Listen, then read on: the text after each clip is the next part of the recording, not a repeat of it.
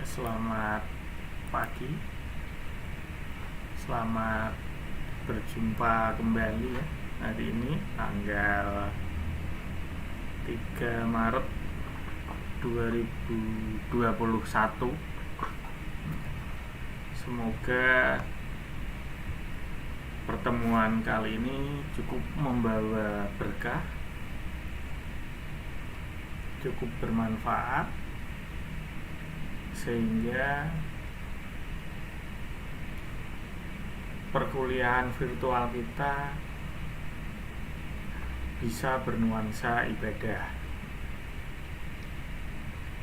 Hari ini saya akan menyampaikan sedikit banyak tentang perintah dasar Linux. Saya harapkan untuk materi kuliah hari ini paling tidak sudah Anda dapatkan di materi sistem operasi. Jadi nanti tidak begitu kesulitan untuk mengikuti mata kuliah jaringan komputer. Kebetulan hari ini perintah dasar Linux. Sebelum saya lanjutkan ke materinya, terlebih dahulu saya mohon maaf untuk minggu kemarin. Terus terang kita juga harus prihatin atas kejadian yang menimpa beberapa teman-teman dan saudara-saudara kita atas terjadinya musibah banjir dan tanah longsor. Nah, kemungkinan dari beberapa mahasiswa Stekom ada yang mengalami cobaan ini. Saya secara pribadi mengucapkan ikut prihatin. Semoga musibah ini cepat kita lupakan dan kita langsung menyongsong hari-hari berikutnya dengan penuh keceriaan. Hari ini secara langsung saya mengucapkan berduka atas kejadian-kejadian kemarin. Semoga kejadian-kejadian kemarin tidak akan terulang lagi pada masa yang akan datang. Oke, kita awali hari ini dengan bacaan doa. Semoga pertemuan hari ini bisa berjalan lancar, materi yang saya sampaikan bisa diterima dengan jelas, sehingga apa yang menjadi keinginan kita, apa yang menjadi tujuan capaian kita bisa tercapai dengan baik. Untuk perintah-perintah dasar Linux, sebetulnya materi ini sudah ada pada materi sistem operasi. Nanti kalau di sistem operasi Linux, kita itu akan mengenal dua bentuk mode.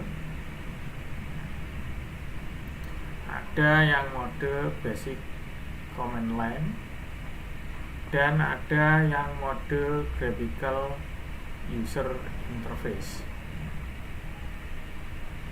Nah, Linux sendiri itu ditemukan oleh Linus Torvalds ya, dalam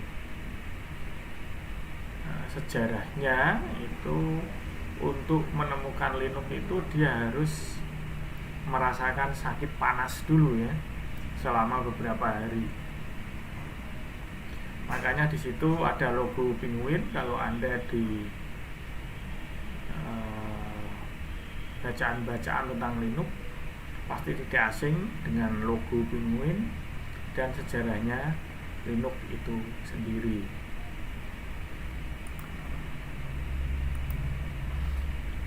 Nah, nanti di dalam Linux kita mengenal adanya CLI. CLI itu Command Line Interface. Fungsi kegunaannya itu nanti seperti apa, kita bisa melihat ke sana nanti. Lalu kita bandingkan dengan yang GUI, Command Line Interface, Text Based, dan Linux yang berbasis GUI, Graphical User Interface. Nah, saya harap hari ini Anda tidak terlalu kebingungan ya, karena untuk minggu lalu Anda sudah menyaksikan dasarnya dulu, yaitu Linux for Server. Jadi hari ini kita langsung mengkaji ke perintah dasarnya. Untuk instalasinya saya harap nanti Anda belajar sendiri, walaupun nanti instalasinya saya tunjukkan sedikit-sedikit.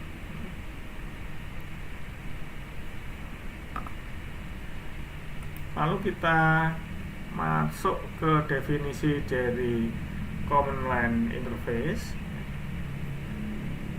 Mekanisme interaksi dengan sistem operasi atau perangkat lunak komputer dengan mengetikkan perintah untuk menjalankan tugas tertentu. Itu definisi dari CLI atau Command Line Interface. Makanya karena kita mengeksekusi, memberikan perintah ke komputer untuk menjalankan tugas tertentu itu dengan menggunakan pengetikan keyboard, tulisan, maka mode CLI ini disebut juga dengan istilah text based. Jadi berbasis teks, murni pure teks, tidak ada gambar-gambar. Ya gambarnya ya tulisan teks itu, bacaan itu. Nah, tulisan-tulisan kita itulah yang ketika kita ketikkan di komputer muncul pada root atau pada tanda dolar, itu yang disebut dengan Command Line Interface. Nah, untuk perintah-perintah dasarnya sendiri dalam Command Line Interface itu disebut dengan Basic Command Line. Jadi tulisan-tulisannya tadi itu berbasis atau berdasar pada teks atau text based. Medianya disebut Command Line Interface. Perintah-perintah yang diketikkan ya, itu disebut dengan istilah Command Line. Terus perintah-perintah dasarnya disebut dengan Basic Command Line. Nah, itu perbedaan antara Command Line Interface, Command Line, dan Basic Command Line. Nah, intinya sebetulnya apa yang kita lakukan pada saat kita menggunakan text based, mengetikkan sesuatu pada komputer, itu intinya sama dengan saat kita menggunakan GUI atau Graphical User Interface. Katakanlah ketika kita memakai GUI ya, Graphical User Interface, kita ketemu dengan mouse, klik kanan, open ya. Nah, itu sama dengan arti ketika kita pada Command Line Interface mengetikkan dengan perintah open, katakanlah seperti itu. Atau kita ketemu dengan GUI, memakai mouse, terus kita klik kanan, copy, terus kita taruh kemana gitu ya, folder apa, kita klik kanan, paste. Itu pada Command Line atau Command Line Interface kita nanti mengetikkannya dengan istilah copy, bla bla bla bla bla bla, terus nanti source destination-nya bla bla bla bla bla bla, seperti itu. Atau mungkin kalau kita mau memindah, ya, kita bisa menggunakan fasilitas move, ya. Bla bla bla bla bla bla. Tentunya ada target, ada sumber. Nah, itu contoh dari command line untuk copy dan memindah data yang disandingkan, kita bandingkan dengan perintah GUI. Kalau kita mempelajari Linux, sebetulnya kita tidak terlepas dari nenek moyangnya Linux. Ya, nenek moyangnya Linux yaitu Unix. Jadi nanti Unix itu turun, di breakdown, dikembangkan, ya, ada yang Unix, ada yang versi Linux. Unix sendiri nanti di breakdown, ada yang BSD system, ada yang free BSD system. Jadi ada yang BSD system, ada yang free BSD system. Terus kemudian Linux di breakdown macam-macam banyak lagi, ada Ubuntu, ada Macintosh, ada Blankon, ya, Blankon versi Jawanya, Blankon versi Inggrisnya. Terus ada Mandriva, ya, dan lain-lain. Itu breakdown dari Linux. Nah, kebetulan nanti kalau kita mau bermain-main dengan Linux server, mau tidak mau instalasi dan perintah-perintah yang kita berikan itu harus berbasis tag atau command line. Ketika kita ingin menginstal sesuatu aplikasi katakanlah, itu juga nanti harus berbasis command line atau berbasis text, ya. Sehingga di sini, ya, CLI atau command line interface itu memiliki beberapa keuntungan. Di antaranya adalah fleksibilitas yang tinggi. Jadi dia fleksibel. Dalam artian fleksibel itu bisa perintahnya diberikan kapanpun dalam bentuk apapun, asal sesuai dengan format dan standarnya. Terus kemudian yang keuntungan kedua yaitu reliability. Reliability itu adalah kemampuan untuk menyesuaikan, beradaptasi dengan cepat. Itu reliability, kemampuan menggantikan. Terus yang berikutnya keuntungannya adalah speed, kecepatan. Jadi ketika kita bermain-main dengan text base, itu ternyata kecepatannya itu lebih unggul dibanding dengan kalau kita menggunakan graphical user interface. Terus keuntungan berikutnya adalah experience, ya kan? Faktor pengalaman, faktor pengetahuan atau istilahnya kebiasaan.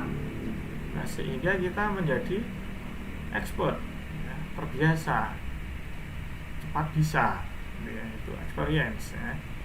Terus kemudian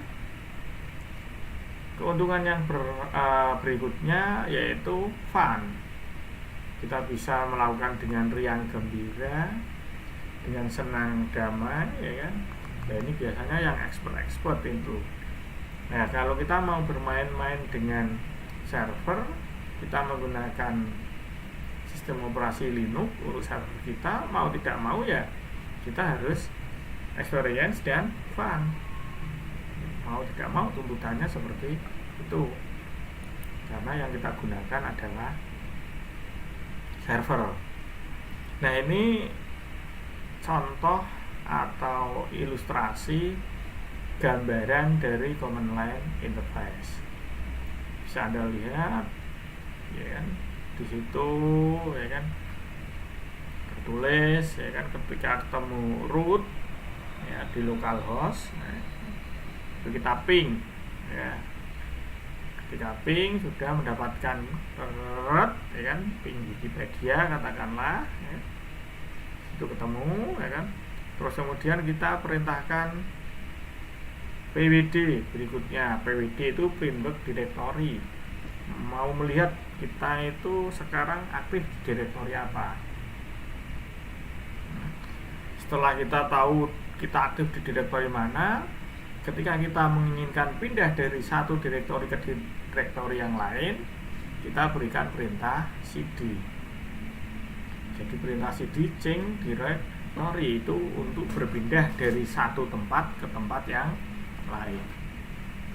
Terus kemudian ketika kita sudah berada pada direktori target yang kita inginkan, kita mau melihat kira-kira isi dari direktori saya atau isi dari folder kalau di dalam Windows. Jadi kalau di dalam Windows itu biasanya disebut dengan istilah folder. Kalau di Linux itu biasanya mengatakan direktori. Nah, untuk mengetahui isi dari direktori atau folder tadi, kita bisa memberikan perintah ls beserta konfigurasinya apa. Ls apa? Kalau ls itu berasal dari kata list, jadi kita bisa melihat, oh isi direktorinya di dalam direktori ini apa saja. Oh ternyata direktorinya kosong. Oh ternyata direktorinya ada isinya film. Oh ternyata direktorinya ada film triple X. Oh ternyata direktorinya ada film triple nine. Nah, jadi tidak hanya triple X, sampai dengan triple nine pun juga ada, ya. Nah, itu untuk melihatnya kita memberikan perintah ls. Itu contoh ketika kita menggunakan command line interface. Agak sulit ya. Iya memang, karena kita harus benar-benar paham dan tahu serta mengerti setiap tulisan yang kita masukkan itu bertujuan untuk apa. Sehingga kalau kita menginginkan sesuatu, kita memberikan perintah itu langsung dengan tulisan. Nah, di sistem operasi Linux, CLI itu digunakan pada software yang disebut shell. Jadi nanti kalau kita masuk ke Linux, kalau bukan server, itu nanti kita ketemu software baru, ya kan, yang disebut dengan istilah shell atau konsol atau terminal. Nah, software baru ini adalah bawaan dari Linux. Kalau di Windows biasanya disebut dengan istilah DOS-nya Windows, itu apa itu namanya itu, CMD. Kalau kita masuk start menu, ya start, terus kemudian ketik CMD atau command enter. Nah, itu kan ketemu dengan layar yang berwarna gelap, terus muncul minus yang berkedip. Nah, itu di Linux pun juga sama, ya kan. Nah, itu window atau tampilan baru itu disebut dengan istilah shell, konsol atau terminal. Kalau di Windows disebut DOS atau komennya Windows, ya kan. Kalau di Linux disebut shell. Ada yang beberapa orang menyebut dengan istilah shell. Jadi shell ini bukan sebuah produk bahan bakar minyak, ya, tapi shell di sini adalah sebuah software bawaan dari Linux untuk media CLI. Ada sebagian lagi yang menyebut dengan istilah konsol. Ada beberapa orang yang menyebut dengan istilah terminal. Jadi kalau ada orang yang menyebut shell, ada yang menyebut konsol, ada yang menyebut terminal, itu sama. Nah, masing-masing distro Linux memiliki terminal yang sama. Jadi apapun varian Linux Anda, itu terminalnya sama. Cuman nanti tampilannya saja yang berbeda. Ada yang backgroundnya warna putih, ya, misalnya. Nanti ada yang backgroundnya warna hitam. ada yang backgroundnya warna biru, nanti terus ada yang tagnya nanti tipenya itu Arial, ada yang model apa ya, yang Cordova itu ya, yang apa, Arial, yang jelas bukan Time New Roman ya. Jarang sekali teks standar pada Common Land itu ketemu dengan tipe yang Time New Roman, biasanya Arial biasanya. Nah, penggunaan CLI itu bisa digunakan melalui desktop secara langsung. Jadi kita berhadapan dengan komputer, kita berhadapan dengan laptop, buka command line-nya ya, command line interface, langsung kita ketikkan perintahnya secara langsung. Nah, ini contoh yang saya terangkan tadi antara GUI dan CLI. Gambar yang sebelah kiri itu adalah versi GUI atau versi gambar. Terus gambar yang sebelah kanan itu yang versi CLI atau Command Line Interface. GUI itu Graphical User Interface. Nah, dari sini bisa dipahami ya antara GUI dengan CLI. Jadi intinya ini kita harus paham betul perbedaan fungsi dari pemanfaatan GUI, perbedaan dan fungsi dari pemanfaatan CLI.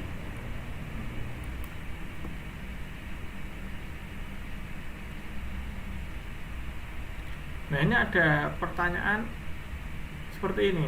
Penggunaan Linux sudah menerapkan GUI, lalu mengapa harus tetap menggunakan CLI?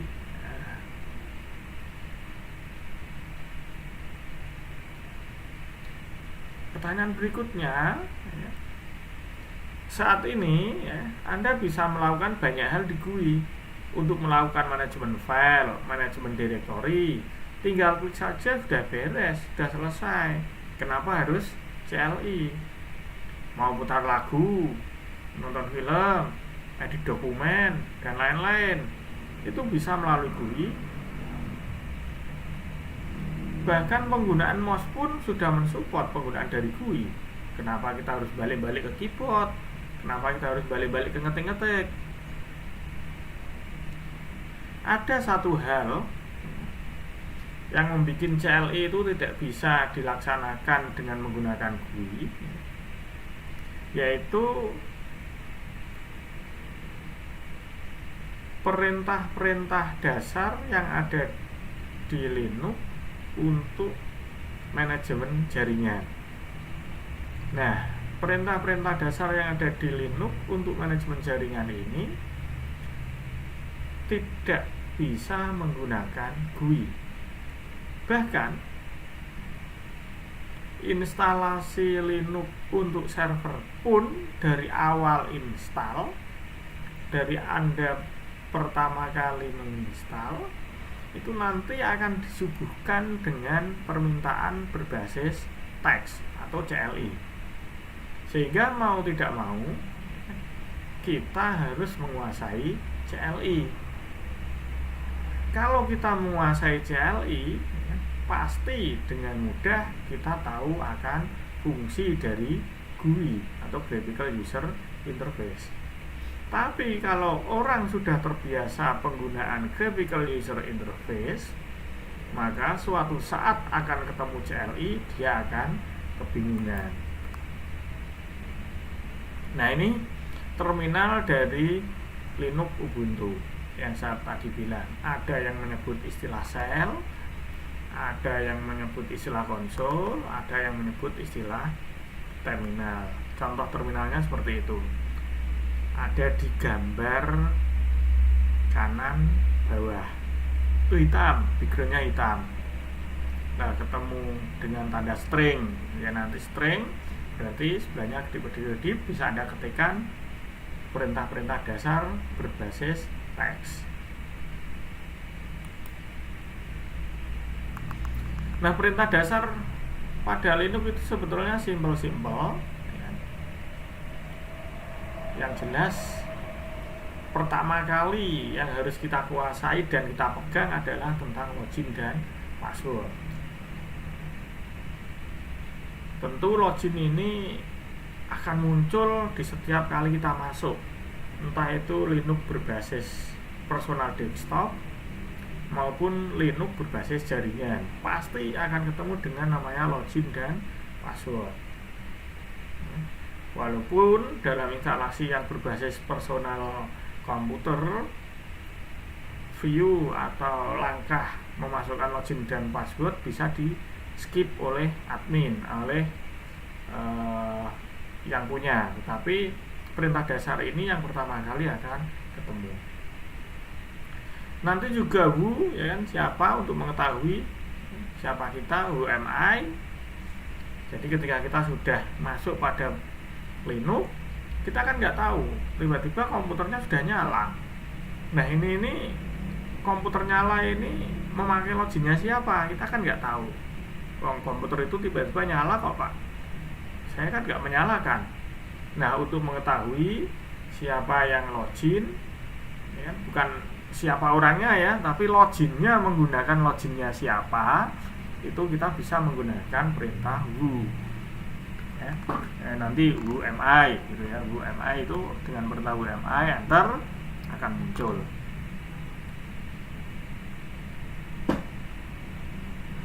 Nah kalau kita mau lebih detail lagi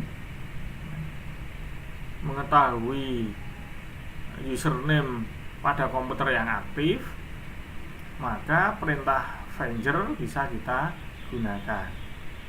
Jadi kita bisa menggunakan perintah Venger pada CLI.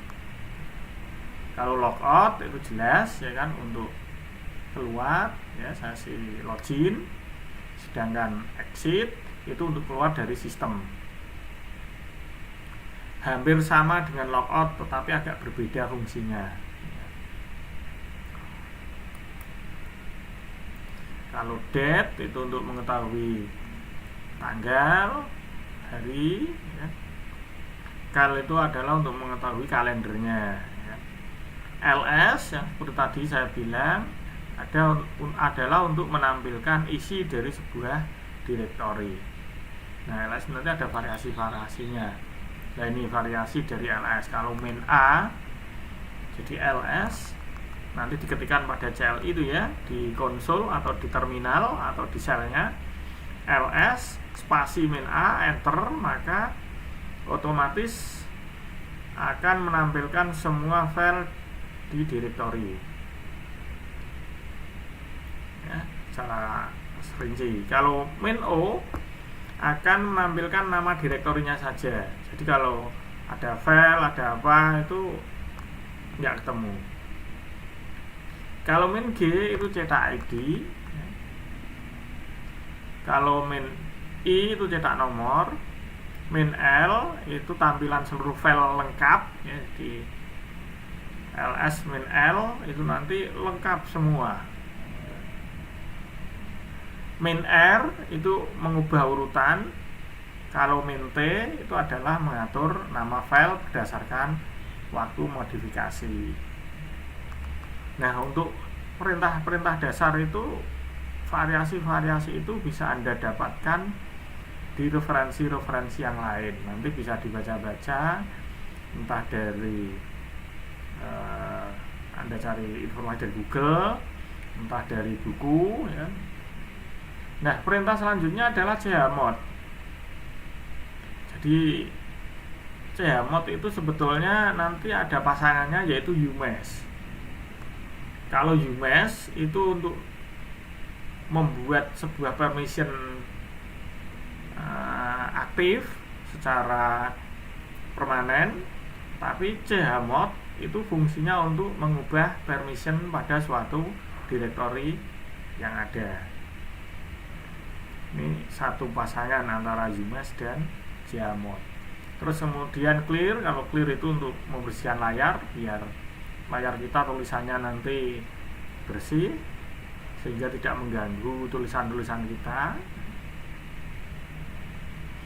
Terus CMP atau compare itu membandingkan satu file dengan file yang lain. Itu formatnya itu CMP file 1, file 2. Nanti misalkan kita ingin, wah ini ada file lagunya sama, terus Anda coba bandingkan, ternyata size-nya berbeda. Ini biasanya digunakan oleh orang-orang yang ingin mengetahui keaslian file. Terus CP itu untuk mengcopy file. Jadi CP itu nanti variasinya adalah dengan source dan target. Terus more, history untuk melihat apa yang pernah kita tuliskan. Jadi kita pernah memberikan perintah-perintah apa saja, itu dengan memberikan perintah history itu akan muncul, bisa ketahuan. Kalau WC itu word count itu menghitung jumlah kata. Man itu singkatan dari manual. Kalau di dalam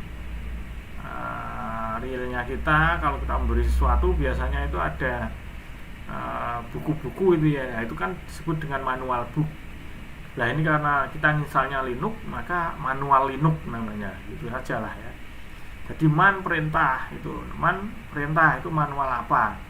Jadi misalkan nanti kita pengen tahu ls katakanlah ya, dengan memberikan perintah man ls, berarti kita ingin tahu manualnya ls itu seperti apa, dari formatnya ls, terus variasinya ls itu apa saja, gunanya ls itu ada di man. Jadi user manual itu namanya. Jadi kalau di elektronik saat kita beli buku barang-barang itu namanya manual book. Terus kemudian mkdir itu make directory. Jadi dengan perintah mkdir sebetulnya kita membuat suatu directory. Atau kalau kita terbiasa dengan Windows, mkdir itu fungsinya sama dengan klik kanan pada mouse, lalu kita pilih new, lalu pilih folder. Nah itu sama dengan perintah mkdir. Kalau rmdir itu fungsinya untuk menghapus directory. Cuman directory yang kita hapus kalau kita menggunakan rmdir harus directory kosong. Nah kalau directory ada isinya gimana caranya? Fungsinya sudah lain. Nanti kita rmdir min r ya. Jadi ada sedikit perbedaan antara directory remove directory kosong dengan remove directory isi. pwd print log directory untuk mengetahui di mana kita pada directory aktif apa. cd change directory untuk berpindah dari satu directory ke directory yang lain. Add user ini adalah perintah untuk menambahkan user baru. Jadi kalau kita sebagai root admin, maka nanti bisa memberikan add user. ps ya, ini untuk memonitoring proses. Terus kemudian kill fungsinya untuk menendang, mengeluarkan ya, untuk menghentikan proses yang sedang berjalan ya. Jadi ya, katakanlah ada proses, nah dia hang, nah itu kita kill. Nah itu ya, dengan memberikan perintah kill, terus ID prosesnya berapa. Kalau dalam istilah di Windowsnya biasanya kita entas. Fungsi dan asterik gitu ya, asterik. Fungsi dan itu menjalankan program di belakang layar yang multitasking. BC sebagai kalkulator tambahan selain cal. Terus fungsi PR itu mencetak isi file ke printer. Jadi ketika kita nulis, kita ngetik, sudah jadi ya. Terus kemudian ingin mencetak ke printer dalam kertas, kita bisa memberikan perintah PR. Nah tentunya masih banyak lagi perintah-perintah Linux yang belum saya sampaikan. Nah, silakan nanti Anda menggali sendiri, Anda mencari sendiri, Anda pelajari sendiri. Saya hanya mampu memberikan rangsangan saja, tapi tidak mampu memberikan secara detail karena keterbatasan waktu dan tempat. Ruangan, karena jarak kita jauh, ya. Kita ketemu secara virtual dan dibatasi oleh waktu. Karena habis ini Anda juga harus kuliah lagi. Nah, sekarang kita masuk ke konsep dasar jaringan pada sistem operasi Linux-nya. Tadi baru perintah-perintah dasarnya itu. Perintah dasar untuk operasi Linux. Nah, sekarang kita ke konsep dasarnya Linux untuk jaringan. Nah, kenapa toh kita memilih sistem operasi Linux? Tentunya, ya kan, terutama digunakan untuk server. Yang pertama, Linux itu free, ya. Jadi betul-betul kita tidak membayar. Beda dengan sistem operasi yang lain, kita harus membayar lisensinya, ya. Windows kita harus membayar, Macintosh kita harus membayar. Tapi begitu ketemu Linux, kita free. Yang kedua adalah resisten. Yang ketiga freeware. Yang keempat, non-fragmentasi. Berikutnya, update selalu tersedia. Stabilitas dan reliable-nya tinggi. Jadi dia stabil, reliable. Ya, tadi sudah saya terangkan di atas. Terus kemudian bug fix. Ya. Kalau ada suatu bug, ya, bisa diselesaikan. Skalabilitasnya juga besar. Terlebih lagi di dalam Linux itu mengenal adanya multi user. Dan ini alasan kenapa kita memilih sistem operasi Linux. Tetapi walaupun keuntungan-keuntungan yang saya sebutkan tadi itu banyak, di sistem operasi Linux tetap ada kekurangan. Nah, ketika seseorang itu sudah terlanjur user friendly dengan sistem operasi Windows, katakanlah kita beralih ke Linux agak canggung. Ya, itu yang pertama, mesti itu. Kenapa? Karena tidak user friendly. Memang dalam hal ini kalau kita membicarakan masalah user friendly, rajanya tetap Windows, rajanya tetap Microsoft. Masih sangat sedikit support hardware. Jadi support dari vendor-vendor itu untuk hardware dengan Linux itu masih sedikit, tidak sebanyak sistem operasi yang lain. Ketika installnya itu juga lebih sulit dan lebih repot dibanding Windows. Terdapat tidak sedikit program perangkat lunak di Linux yang ternyata belum dapat seampuh dibanding perangkat lunak Windows, ya. Untuk administrator sistem perlu pelajari penggunaan fitur-fitur karena tentu perlu membiasakan diri dengan Unix like ini, ya kan, kaitannya dengan nenek moyang sistem operasinya. Jadi administrator jaringan mau tidak mau harus membiasakan diri, salah satunya dengan penggunaan command line interface tadi. Terus kemudian struktur direktori kaitannya dengan hak akses. Ini tadi yang saya terangkan, ada UMS sama Chmod. Ini kita harus betul-betul paham, ya, apa itu user, apa itu user itu owner, apa itu orang lain, ya, other, apa itu group, ya. Jadi satu grup file, satu other atau dia orang lain, hak aksesnya seperti apa. Ini harus ada di Linux. Mau tidak mau Anda dituntut harus menguasai ini. Nah, untuk program perangkat khusus masih sangat sedikit, ya. Perangkat khusus itu ya contohnya misalkan penggunaan aplikasi sehari-hari, ya, itu masih sangat sedikit. Nah, tampilannya kurang menarik, ya, karena masih kaku, ya. Terus kemudian tidak mendapatkan dukungan banyak hardware tertentu. Ini untuk user account-nya, ya. Akun pemakai, ya. Biasanya kalau kita masuk pertama kali itu pada akun yang disebut dengan istilah root. Root itu paling atas, jadi user paling atas itu root.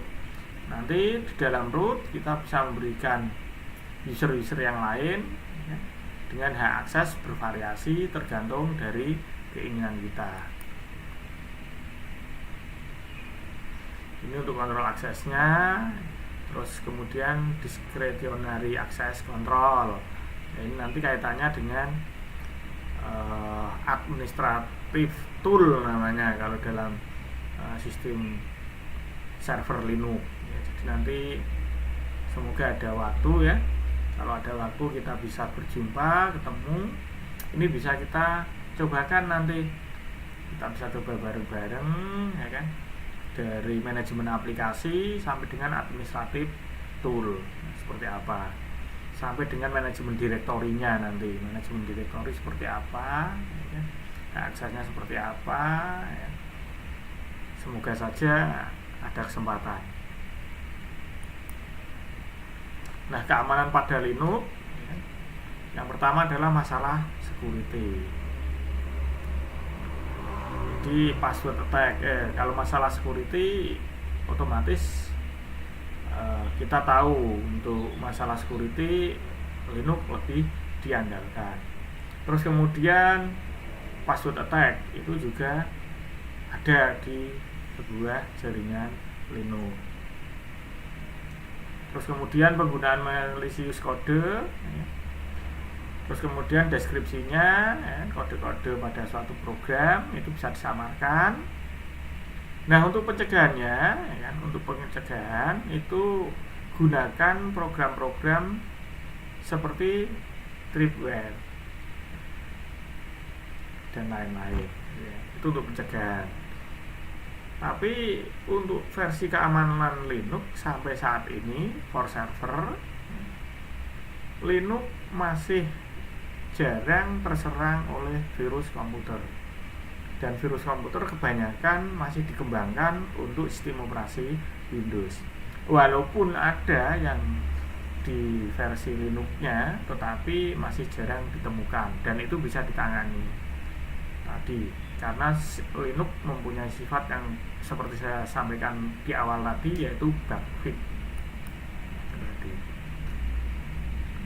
Terus dari si sniffer seperti itu, scanner, spoofing, ya, denial of service atau DOS ya, di DOS attack tadi ya, biasanya orang yang suka main itu ya, denial of service itu ya, DOS ya. Itu ada semua, nanti bisa Anda pelajari ya. Ini materi nanti saya share di grup Communication Center Learning. Materi habis ini saya upload ke sana, bisa Anda baca-baca. Terus untuk IP tabelnya sendiri ya, IP tabel di Linux Firewall, saya harap Anda tidak melupakan materi IP dan subnetting yang saya berikan saat tengah semester lalu, karena administrator jaringan mau tidak mau harus menguasai teknik IP dan penggunaan subnetting. Kalau mau asal setting ya mau, tapi kan nanti resikonya ke depan ketika ada pengembangan jaringan. Jadi mau nggak mau ya kita harus paham betul apa itu IP, apa itu subnetting.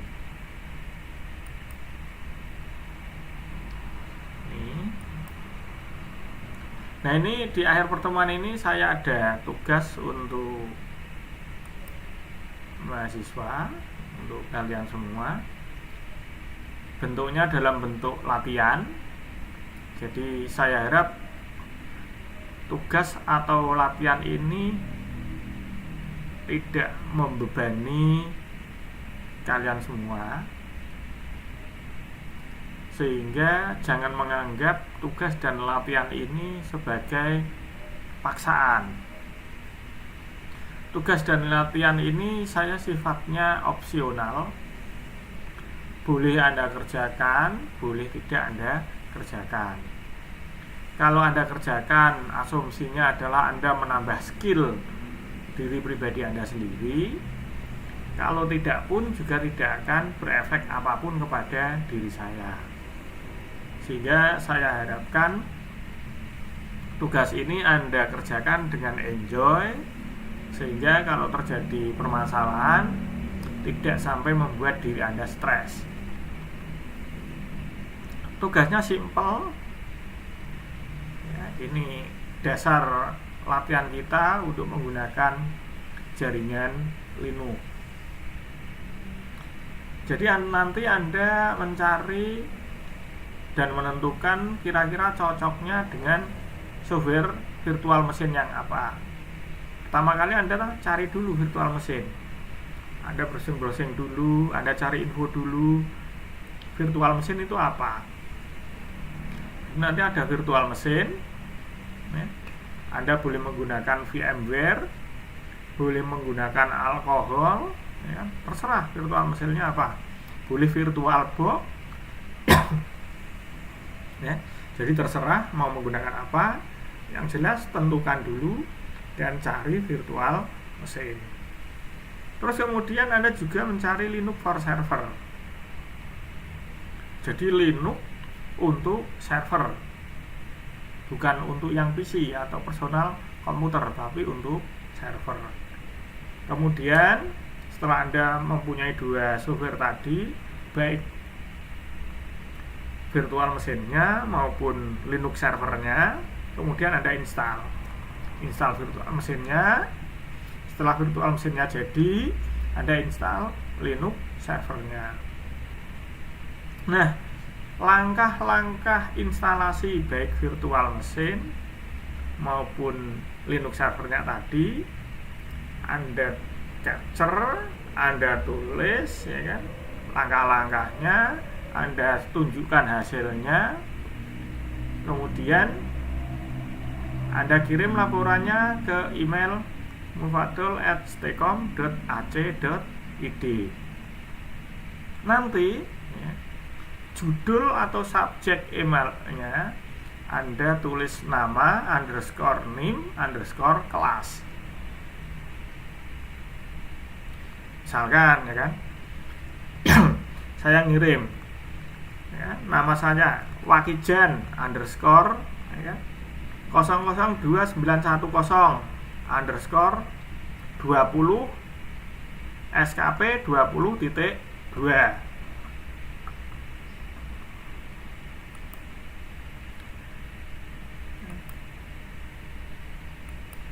Terus kemudian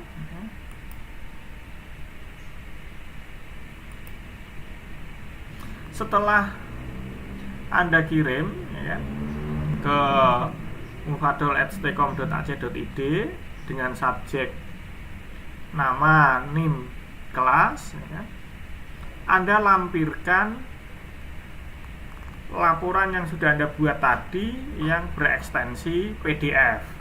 Jadi saya mintanya PDF untuk mengantisipasi agar tidak terkena virus. Setelah Anda buat PDF, Anda kirim. Format laporannya bebas. Jadi format laporannya terserah mau seperti apa, bebas. Ya. Yang penting ada NIM, ada nama, ada kelas. Ya. Setelah itu, ya, setelah terkirim, ya, Anda sudah mengerjakan latihan. Itu ya untuk latihannya hari ini. Dari saya Hari sekian. Terima kasih. Selamat pagi.